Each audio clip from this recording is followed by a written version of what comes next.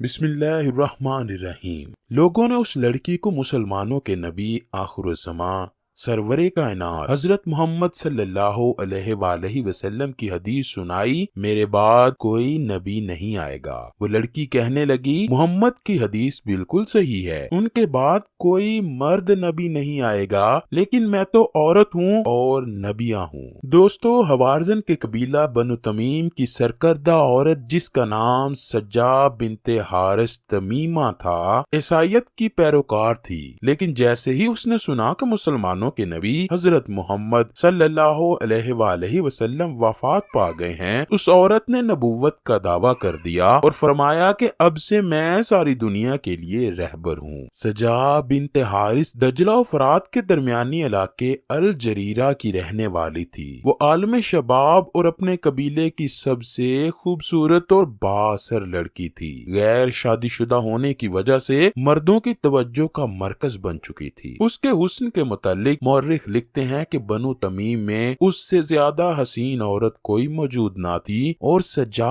کی شکل و شباہت اور جسم کی ساخت میں کوئی ایسا تاثر تھا جو دیکھنے والوں کو مسحور کر لیتا تھا۔ اس کا زیر لب تبسم اپنا ہی ایک اثر پیدا کرتا تھا، لیکن اس کا اصل حسن اس کے انداز و دلربا میں تھا۔ وہ جب بات کرتی تھی تو اس کے ہاتھوں کی حرکت، آنکھوں کے بدلتے ہوئے زاویے اور گردن کے خم دوسروں کے دل موہ لیتے تھے۔ اس لڑکی کی سب سے بڑی خوبی یہ تھی کہ جب بھی کوئی اس لڑکی کو سمجھانے یا ملنے آتا تو وہ اس سے اکیلے کمرے میں ایسے انداز میں ملتی کہ پارسا سے پارسا انسان بھی اس کے سامنے پگھل جاتا اور جاتی دفعہ اس کی نبوت پر ایمان لے کر جاتا۔ نبوت کا اعلان کرتے ہی بنو تمیم اور بنی تغلب اس پر ایمان لے آئے۔ آہستہ آہستہ اس کے چاہنے والوں کی تعداد بڑھنے لگی۔ حزیل بن عمران جو کہ عیسائیت کا ایک نامور رہنما تھا، وہ دین مسیح چھوڑ کر سجا پر ایمان لے آیا۔ اس کے بعد مالک ابن ہیبرہ جو کہ تمیم کا ایک بہت بڑا مسلمان سردار تھا، اس نے بھی اس لڑکی سے متاثر ہو کر اس کی نبوت کا اقرار کر لیا اور ترک اسلام کر کے مرتد ہو گیا۔ اسی طرح بہت سے قبائل اسلام چھوڑ کر سجا کے گرویدہ ہو گئے۔ ان دونوں بڑے سرداروں اور مختلف قبیلوں کے سجا پر ایمان لانے سے وہ بہت مضبوط ہو گئی۔ اب اس نے فیصلہ کیا کہ وہ مسلمانوں سے مقدس مقامات چھین لے گی اور عربوں کی قسمت کا خود فیصلہ کیا کرے گی۔ دوستو، حقیقت میں یہ لڑکی ایک ساحرہ یعنی جادوگرنی تھی، اسی لیے اس کے ماننے والے مردوں کے ساتھ ساتھ عورتوں کی بھی تعداد میں اضافہ ہوتا جا رہا تھا، جبکہ مردوں میں اس کے دلدادہ زیادہ تر ہوس پرست ہی تھے، کیونکہ اس نے اپنے امتیوں پر 5 نمازیں تو فرض کر رکھی تھیں، لیکن شراب، سور کا گوشت، زناکاری، سود کا کاروبار، زکوٰۃ کی معافی اور رشوت کی اجازت دے رکھی تھی۔ اس لیے سب ہوس پرست اور جنسی درندے اس کے دین پر ایمان لے آئے تھے۔ ان میں زیادہ تر تعداد عیسائیوں کی تھی۔ اس لڑکی نے مختلف شعبدوں کو موعظوں کا نام دے رکھا تھا۔ مثلاً وہ شیطان اور جنات کی مدد سے لوگوں کو بتایا کرتی کہ ان کے میلوں دور بیٹھے پیارے کیا کر رہے ہیں۔ تاریخ نویس ابو القاسم رفیق کے حوالوں سے لکھتے ہیں، سجا بنت حارث دبستان مذاہب، دلاوری، ابن اسیر بلازری اور فصیح اور بلیغ اور بلند حوصلوں والی عورت تھی۔ اسے تقریر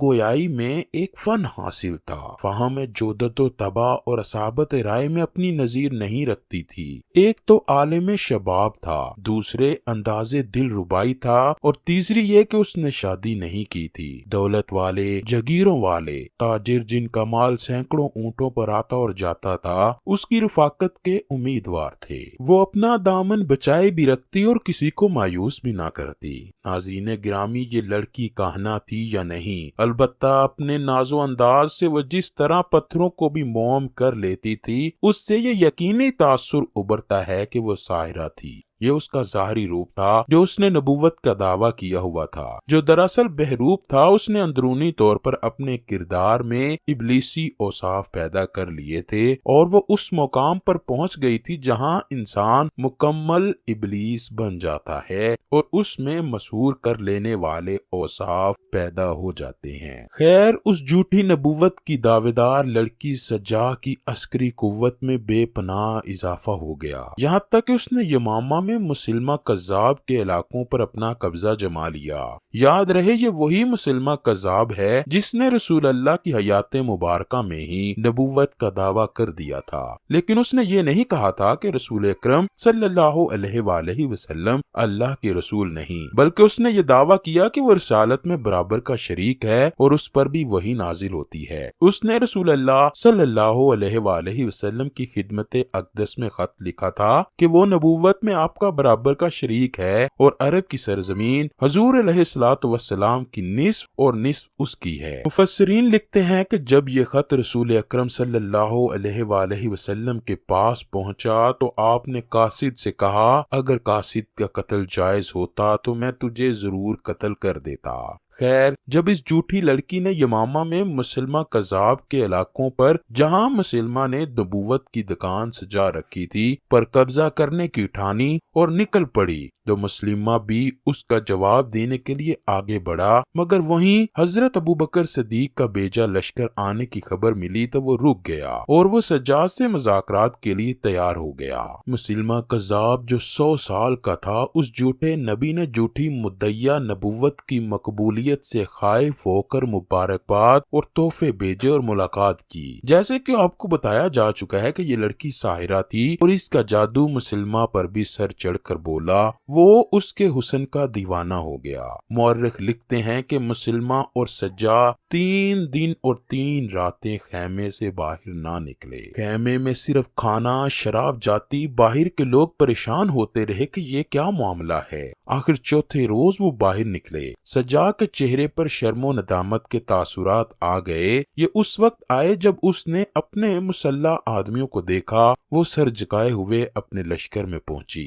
اسی خیمے میں نبی اور نبیہ کا بلا گواہوں اور بلا مہر کے نکاح ہوا۔ قوم کے لوگوں نے پوچھا کیا ہوا؟ سجاد نے کہا کہ میں نے مسلمہ سے صلح کر لی ہے اور نکاح بھی کر لیا۔ لوگوں کو بہت ناگوار ہوا اور سجاد کو لعنت و ملامت کی۔ قوم نے پوچھا آخر مہر کیا مقرر ہوا؟ سجاد نے کہا اچھا میں پوچھ کر آتی ہوں کہ میرا مہر کیا ہے۔ سجاد مسلمہ کے پاس آئی اور مہر کا مطالبہ کیا۔ مسلمہ کذاب نے کہا جا اپنے ہمراہیوں سے یہ کہہ دے کہ مسلمہ رسول اللہ نے سجاد کے مہر میں 2 نمازیں فجر اور عشاء کی تم سے معاف کر دیں جن کو محمد نے تم پر فرض کیا تھا۔ اس شادی کا سب سے بڑا مقصد یہ تھا کہ جھوٹا نبی اور جھوٹی نبیہ کے پیروکاروں کی مل کر ایک فوج تیار کی جائے جو کہ اس فوج سے لڑ سکے جسے حضرت ابوبکر صدیق رضی اللہ تعالی عنہ نے حضرت خالد بن ولید کی سربراہی میں بھیجا تھا۔ حضرت خالد بن ولید کی فوج نے مسلمہ کذاب کے لشکر کو شکست دی اور وہ مارا گیا۔ اس عظیم مارکہ میں 700 کے قریب مسلمان بھی شہید ہوئے، جبکہ سجاد کے متعلق 2 طرح کی روایات ہیں۔ ایک تو یہ ہے کہ وہ بھی حضرت خالد بن ولید کے لشکر کے ہاتھوں سے ماری گئی، جبکہ دوسری روایت کے مطابق وہ گرفتار ہو گئی اور مدینہ جا کر اس نے اپنے گناہوں سے توبہ کی اور بقیہ زندگی مسلمان بن کر گزار دی۔ تاریخ